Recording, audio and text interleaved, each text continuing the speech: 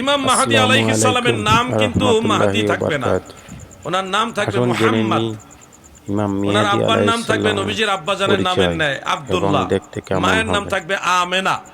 উনি হবেন খাতুনে জান্নাত হযরতে ফাতেমা রাদিয়াল্লাহু তাআলা আনহার বংশধর, নবীর বংশধর। মারহাবা বলেন। কিয়ামত পর্যন্ত নবীর বংশধর থাকবে তার প্রমাণ হলো ইমাম মাহদী আলাইহিস সালাম, কারণ তিনি নবীর বংশ থেকে আসবে। খুব মনোযোগ দিয়ে শুনবেন। ইমাম মাহদী আলাইহিস সালাম তিনি পৃথিবীর কোনো উচ্চতর ডিগ্রিধারী বা হায়ার লেভেলের এডুকেটেড পার্সন হবেন না। বড় ইউনিভার্সিটি থেকে ফারেক হওয়া উনি কোনো স্কলার হবেন না। উনি সাধারণ একজন, জাগতিক শিক্ষায় শিক্ষিত নয়, এরকম একজন মহা জ্ঞানে জ্ঞানী, আল্লাহ তাআলার জ্ঞানে জ্ঞানী, এরকম একজন ব্যক্তি যিনি পাহাড়ের পাদদেশে বিভিন্ন মরুভূমির ধারে প্রান্তে ভেড়া বকরি চড়াবেন, একেবারেই সাধারণ জীবন যাপন করবেন। এমন একটা জায়গায় তিনি বিচরণ করবেন, বসবাস করবেন, যে জায়গাটা পাহাড় পর্বত বেষ্টিত, আধুনিকতার ছোঁয়াহীন, একেবারেই একটা সাধারণ জায়গা। সেখানে একটা মহল্লায় তিনি বেড়ে উঠবেন। একটানা এই ভেড়া বকরির রাখালি করতে করতে তিনি প্রায় 40 বছর বয়সের ধার প্রান্তে পৌঁছে যাবে, কিন্তু ওনাকে বিয়ে করাবে না। একেবারেই সাধারণ মানুষ হবে উনি। এতটাই সহজ সরল হবেন যে কেউ ওনাকে বিবাহ করাইতেও ইচ্ছা পোষণ করবে না।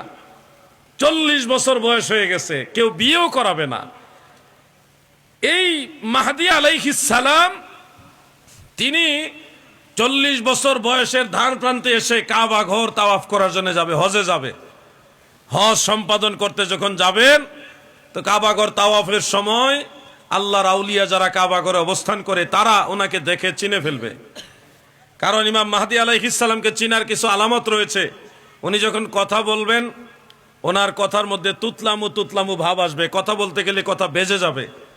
এবং এই কথা কেন বেজে যায় এই জন্য রাগান্বিত হয়ে গুসা করে উনি এই উরুতে আঘাত করবে। এটা ওনার একটা অভ্যাস থাকবে, পবিত্র অভ্যাস। ইমাম মাহদী আলাইহিস সালামের কানের এই লতিটা তুলনামূলক একটু বড় হবে, এইখানে সামান্য পশম থাকবে। ওনার নাকের এই অংশটা খুব তীক্ষ্ণ হবে, লম্বা হবে, এই অংশটা চুক্কা হবে। এবং ওনার কপাল তুলনামূলক একটু বড় হবে। ওনার চুল থাকবে কাঁধ শুয়ে শুয়ে যায় এমন লম্বা, খুব সুন্দর সিল্কি চুল, জান্নাতি চুল। ওনার দাড়িও হবে ওরকম অনেক চমৎকার সুন্দর নুরানি দাড়ি মোবারক। এরপর উনি যখন এই হাত ইয়ে করবে, অন্য সাধারণ মানুষের মতো হাত হবে না, ওনার আঙ্গুল এবং হাত তুলনামূলক একটু বেশি লম্বা হবে। এরপরে উনি যখন হাঁটবে ওনার সাথে হেঁটে কেউ পারবে না, উনি খুব দ্রুতগামী হাঁটনেওয়ালা হবে।